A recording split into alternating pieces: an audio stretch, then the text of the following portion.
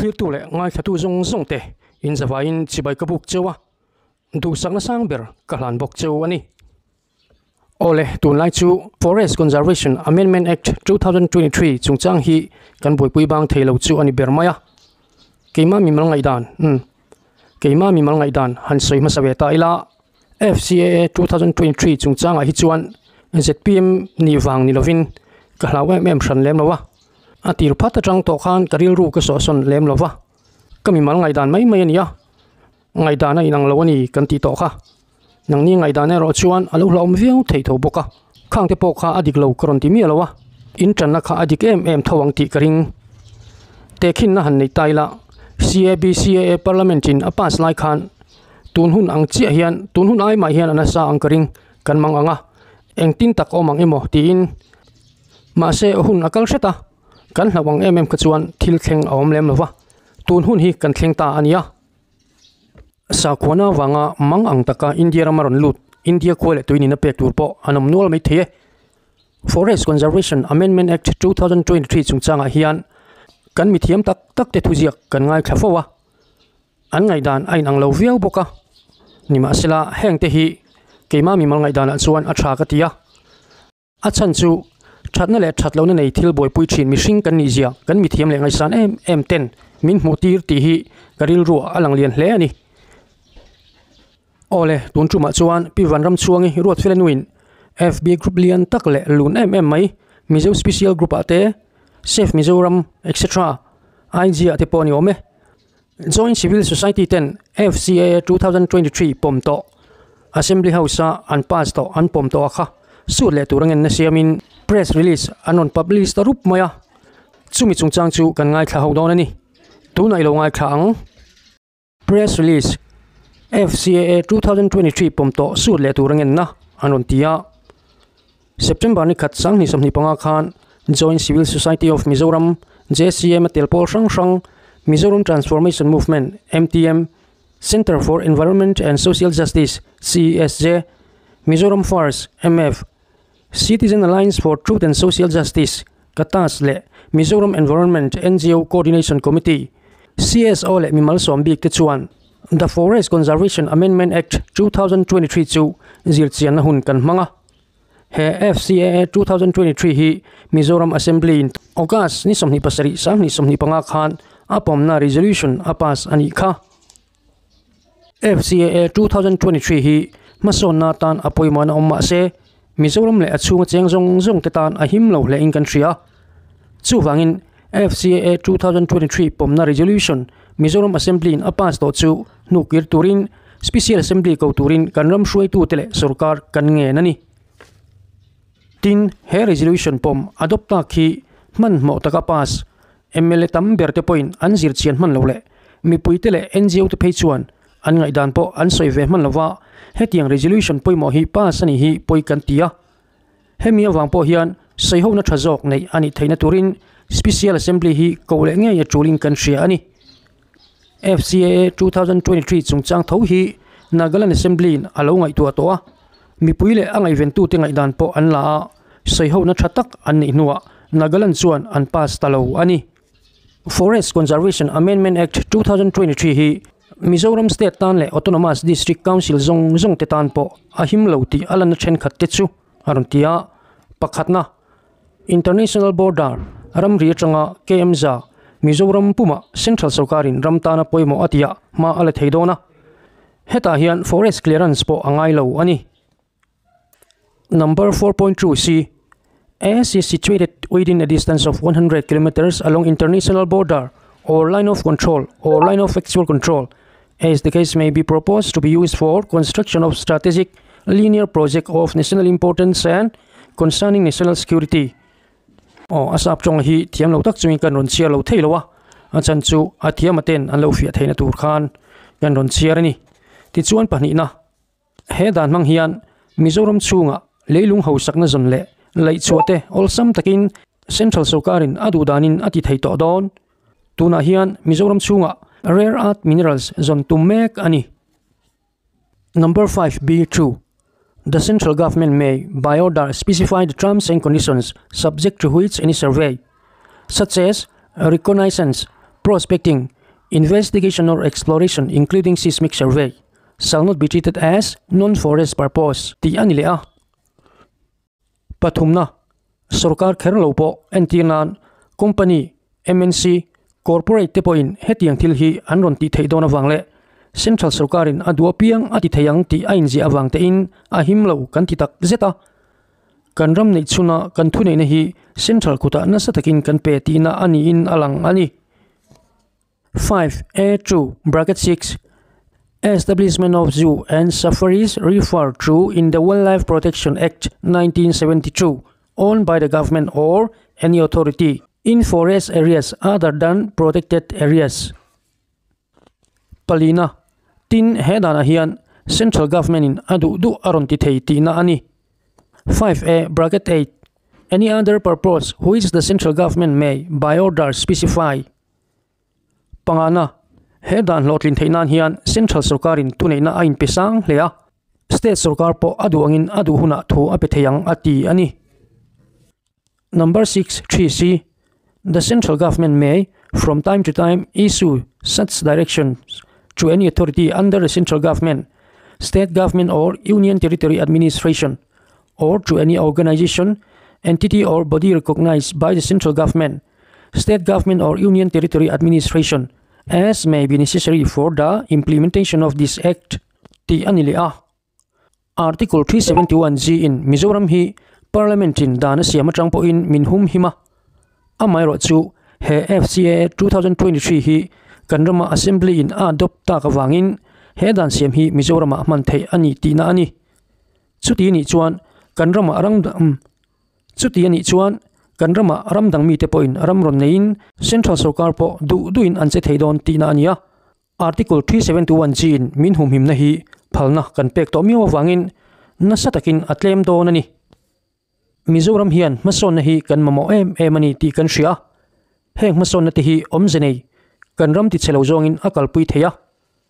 mason na tam takte a thon op thin na chanchu forest clearance te lalovin na tho kan tum thin wang ani fo ani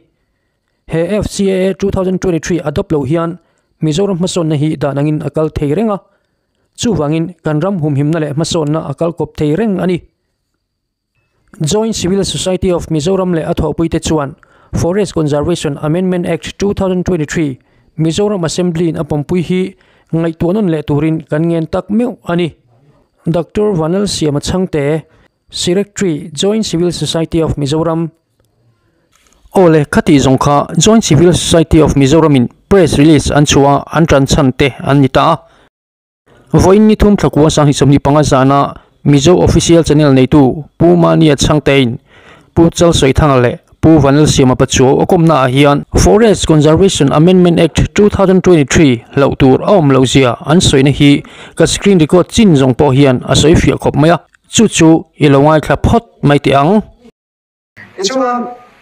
thilong thei mi tam takin an hlo aung ta chu economic assimilation ti kon tren ka chuan an soya sumle pai in chimral na chi te in thu boi na chi te pon yanga tuna kan adopta assembly session an adopta kan soi function Forest Conservation Amendment Act 2023 e an lo per chu mi tam takhian phairam mi ho sapui puiram lu tanga te chuan projection thil ti thei pui centrala approach we have nei tak ten kan mi ron ti che thei do ni tira an soi te po aung ve poka hi thilom thei ni regem an du dir vai ho kan project ne ron lu thei regem ti te po kha pe da cha ung deng maya lai hi chen de ni na shil le thei gem le forest chung cha hian kan thia tur poi mo tak pakhat chu Mizoram state dang pon yanga ram hi tu ta nge hemi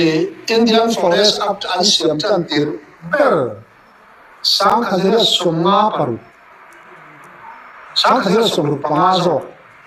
British Online Law hal dal hausi East India Company an ho tu pa Governor General ani lai khalaya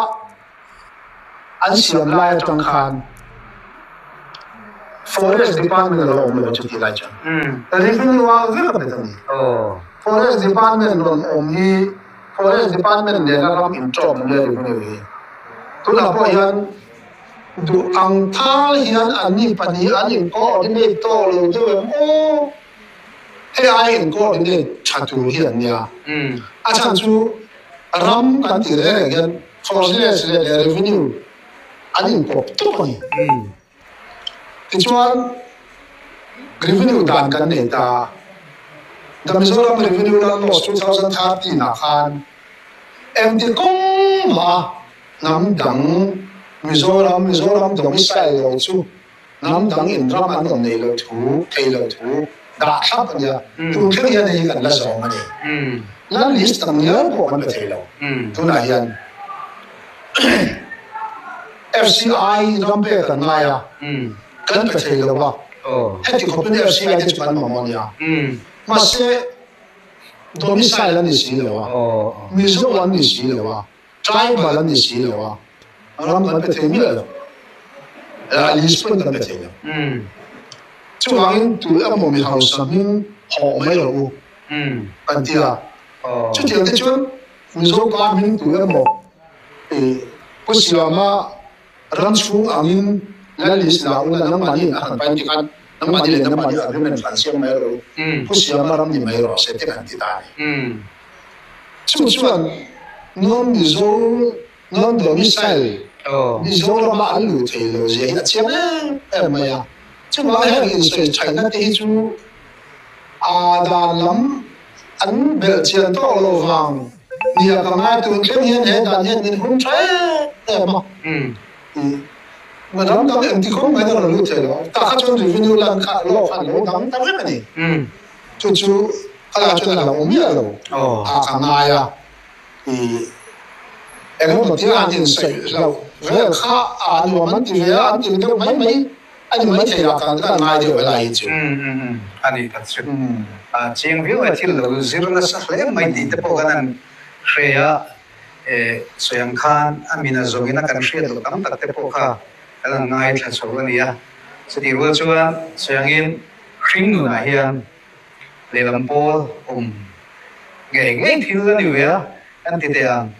alaya te pol ron dil ka du te pol mai thei boka em pol ni sela zona kan kal main puma si men soi du ve inai kan bring de ka alai khabi chungcha kan nge bel du len soi zo du te ne ve ne alai vai mi hausa demo corporation company li ande utte corporation nam chi hau government undertaking the lauta thleng pon lu thei turanga ngai na li ande o mani han sai tak chu laum le na ma chu he da ni eng wang siang nge enga ta na siang nge ti hi kan sia ta na ya dan re ren chu amara chu amang tu ten kan man sual lui du tung tlat chung man sual lui kan tung tlat chung eng tin tin ma chuan man sual theina chunga chuti ang alo thena ro chuan ko ta kan kal thei renga dan man sual na tu mo en ten pi ai mang pon king le thei thawa atum chu forest kan ram mo nei te kum hal na tur ta na dang siam ania chon tu na FCA ti pe chung kan traditional te kan mi traditional practice te custom china pu chal soi thang soi ang da khan kan nun phung pa mai tu ma tanga kan lo nun kan ti dang thina te kum hal na turi akeng te ne pakhatin interview kan chung hi atel lo ni pu rom khana soi maya te tia ma se ai tan a priem bula hena soi tel ni kan nun phung ai trial in kan practice trin Mizoram ka ti hi ahum hai su ngai tu chungin rang hum hal na po hi thataka mumal zok le fia zoka tuna kan 1980 Forest Conservation Act ahi fia fai zok shil fia na te ro theina turin chumi chu atumania atum ni lo zong nin chin kan swen khan kal pui kan tuin chon ti khan sulai chon launa lau thon to rum jela vai million hau lu na tur hi he da hian khoi lai hian nge ai zia kan sela kan lo interpret ve da na hian kan kai lu mai ni ka sia chu kan so kan zo kan kai hello mo di sai le sai lu chin lama to kan sai to Mizoram gila ho sak to lo wange thì ta po ngày tua na sư thui khóc mày anh lệ linh này á tắm ta cái chỗ gần buổi về nó sa tua na gần rồi nó tắm ta cả quay nhìn địa thì tắm ta cả mình gần sẽ gần lệ linh ta chỉ đến thiếu asir zong ta quay nó là về thì thấu lại mà in dem guru chi po ning kan khachung na ta kan soiter be zot lani te chuan ta zo le no ta una forest conservation amendment act hi mission khat te chuan December ni khat san di som ni pathuma man turin notification chuan ni to thu kha an soinul maya kan du mo kan du lo mo man nge ngai thi la ni to a heti adop le kher ngai mi Central BJP là các Mizoram Sarkar ta tum na mai ni ti ta po soilan no ve a ei adi kreng ding ka cha ka ka Central advantage zone ang dewa ZPM han ngai na po i mi pu ri ru ko ri ta ni kan sia alai kha mian sai fi sa thai deu ngem le nè kha mai dan chuang kam takan a om khom mai a Central noi om kan ya Centralin đã xem đó notification đó bao nhiêu đó cái này đâu adopt lo in ông giờ này này thì khác cần hay cần nào hẳn là cần mang một quá hẳn adopt hẳn phải để chiếm khác ngay em mình thì khác ông đâu à ông mà chú cần adopt anh ấy nó chăn chú cái lồng nó ở vàng khăn đi khăn mày nè tôi này này nó tất cả chuan tuần nu hay đàn nuôiกันห้ามจัดละตุนกัน enjoy ไม่โอ้ค่ะเช่นทะเลเด็กใครนั่นจริงมันอยู่ที่นี่อินโดตัวค่ะเฮ้ยไม่ได้ที่เราชิลุสันบังอินโดตัวค่ะให้มีดันให้มีลูกหลับชัวห้ามจัดละอันที่เลยเอาหัวเวชิเลยเนี่ยมินติตาเช่คอยไงนักการเมืองอันนั้นก็ว่าเห็นตรงนี้ชุดที่มันติดลงจวนกันมวยชงอันมวยตะเวรกันมันก็ชัดที่พออีกันแค่จีรังหลงว่ะกันขัดที่ไล่สกัดขันขัดที่ไล่เสด็จสนหันปาสขันบ่อจุยอมหลุนอันมวยบ่ปุยตะไม่เส้นนี้ก็ตะยันอามุตะไม่เอ็มนี่ยังเส้นทางลายยันจูรีพอร์ตอมหลุนนี่ทิ้งมิจฉามาชวน notification จะช่วยเราขึ้นตาจุดที่เราชวนขากันหรือ solution ขา update upon login เอาตาดีกันหรือ solution ขา update upon login ออกมาเสียกันเราโน้ตตัวเสีย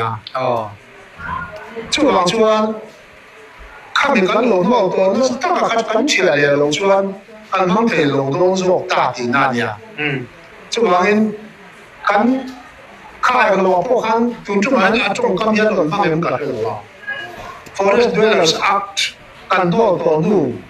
กันล่าหลุดเลี้ยคานอาสาจงอาเฮียน adoption ตีเรื่องต่ออันนี้นักการชวนเรีย adoption ดูเรื่องนี้กัน adopt ตัวกันโน่เลยกันเรีย adopt เรื่องนี้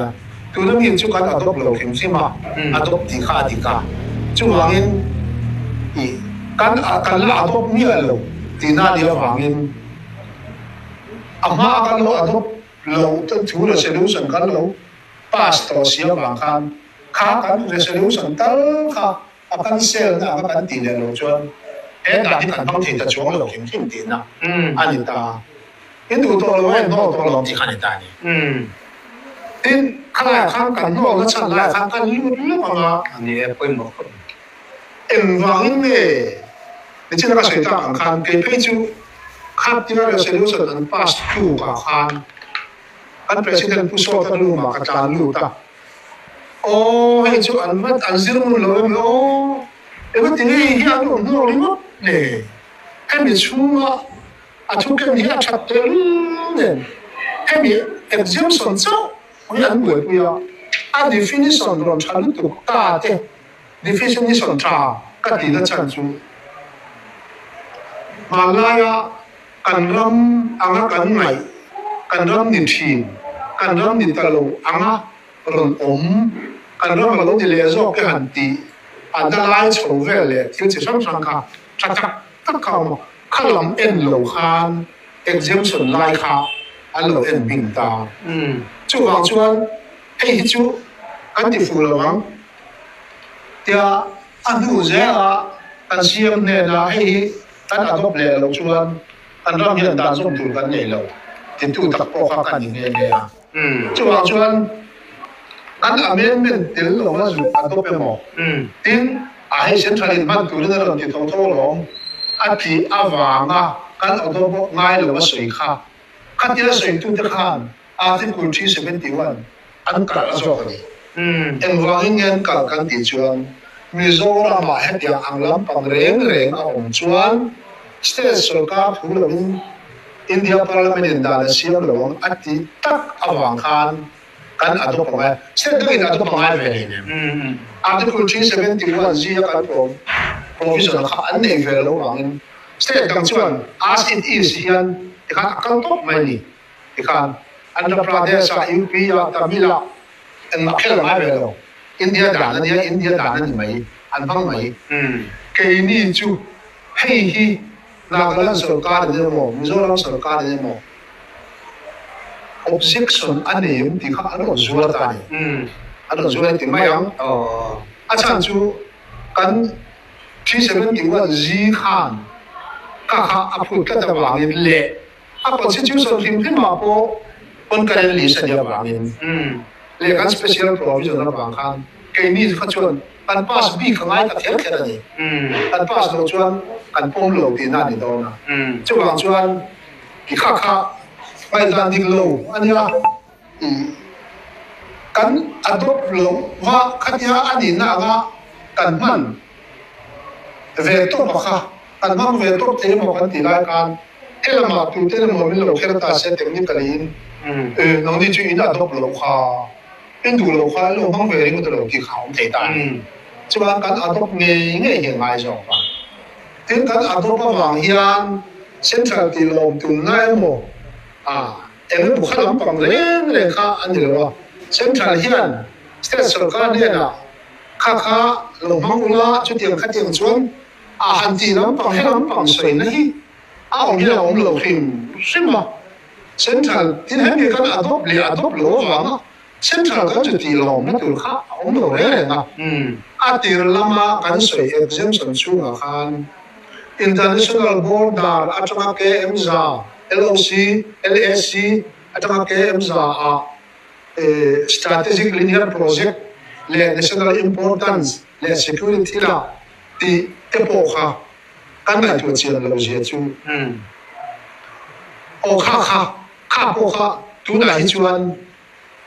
khatia kan lo em po khatu dai chon kha po kha state sarkar phal na in ti ala le ta thap ne guidelines an chuak ta kha ania chungwangin kan legislator party khan kan legislator te khan khati lai khan kan assembly khan zir chian to lo le zir chian don ma se zir tur la om nei lo hi om ni rule le guidelines tin chung hin mà po kha an lo zir chiang man lo lo tur kha an lo lawa tin kan sai ta kho khan ta tho tho 371 kha tak do na thau na khan ni bo ka chu po chu ni china kan sai ta ang khan 371 hi hian ai ti ko ma da ro ko thei lo re 371 la zia chu constitution supreme law ya a ko thei lo re ti te kha anh này thường xem mà lâu là anh làm thì phút ta về video ok anh lâu khá lâu anh nhìn soi lâu to là lâu khá chuan thì khá là càng cái gì là lâu ta khá nên lâu ông bắt khá mà ông lâu khá anh nhớ tôi đây chuan kan adopt cái chú ngay phim lên anh đi đặt sự riêng việc mấy cũng mà xem mình soi được như thế này nè bố soi khan chiang việc này adopt này chân chú tối tê chuan special provision kan nei bang 371 ji kha ania kan man ve ngot kha lem lo ni kan pon resolution ma kan lo pong be te kha ngai chiang viawa khati po khan achang zoin ka sia in china pu soi de zo kem za pon chu ati poi an du tuin aron ti thayam ti dai hi ne chu po chu thầy lòng po ti sira a thầy ti soi ma yan kan be lu le mai chu du tla na te ser chip lo na te BSF win bản này đây tôi là mình mà ăn đủ ra cho nó được khổ thấu ấy nghe cái lâu lão ở phía ông nghe lão chúng nghe lâu ông này ăn không tổ thâu này ấy bia sẽ tự cái nó về cái đồ lão không phải xí là chúng khơi lại rồi mình sẽ xét xí bảo cái ta cái trùng lót cái trùng làm bằng phải na kia ăn không lênตัวนี้ấy thì cái game giờ bọn chúng thì là gì cái hình suy chế được mà chỗ này gì mà phải cái nó tổ thành xét thì cả chỗ này chỗ anh được hình nghe cái nó ăn nó xem nghe gì lại này bảo cái nó làm thì rõ là cái xem đẹp tiền nè cái bộ phận về liền nó này khăm nó nhiều chú đúng đó trái là lại hello liền ta xem là khi lại khó sạc căng đúng tràn căng được căng hay dùng chẳng phải chiếu cầm khó dùng khi anh sẽ phải thế trần hùng xiêm na hắn xiêm mai ta này chứ mình anh sẽ phải thế trần hùng xiêm na hắn xiêm từ chuan rằng khata sẽ phải luôn này rằng này tràn vào thế mình khata mình rằng này khi thấy khát tiếng anh không có security thì làm hắn mộ ram defense na ta làm hắn mộ amai khan akem bela kharuk tal ngai forest clearance an han ma khanga chu ta lo thok don chaw ni kharuk chung khan chai ngai ni india delhi ro lu pan ta ya khilaya sipai lo che na tur le a project pol more ko ma ni mo sipai ele in tur le security til le national importance til building han tiru uru kha lo ngai ta chu ta chuan forest clearance ang ka viên là hết tiền anh process đó là mi chút tiền ngay lâu tu chuan mà một chút security là mà một chút thì là chuan tìm mấy gì à ha anh nói là thế em mà anh thằng là lâu hiền anh không thể đấy anh không thể làm gì nó chú làm bữa lại cả làm bữa lại cái hết bảo vệ mà làm bữa lại cái chuan anh đủ khoa anh sáng phải helicopter nó trúng tiền mấy à anh đủ lại anh đủ khoa sẽ phải anh vất đã cái anh xuống mua máy mình hùng tiền à cái mình làm sản phẩm là đang lại anh tiêu sản phẩm là nó không là đâu sản phẩm ông anh là gì chú vào nên in động thu lại lệ security in emergency thì là lệ chuan ấy hết là lý do mỗi khai ông mỗi khai rồi mà sẽ chủ cho anh thì thế cũng mà xem nó sẽ chưa khả năng này